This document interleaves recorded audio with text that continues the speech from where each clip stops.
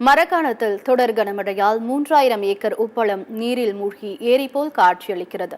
விழுப்புரம் மாவட்டம் மரக்காணம் கிழக்கு கடற்கரை சாலை பகுதியில் அமைந்துள்ள 3000 ஏக்கர் உப்பளம் இதில் 2500க்கும் மேற்பட்ட தொழிலாளர்கள் பணிபுரிந்து வருகின்றனர்.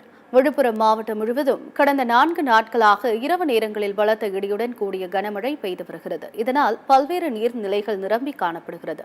கிழக்கு கடற்கரை சாலை விரிவாக்க பணி நடைபெறுவதால் தற்போது அங்கு மணல் கொட்டப்பட்டு மழைநீர் கடலில் கலக்க முடியாத நிலை ஏற்பட்டுள்ளது.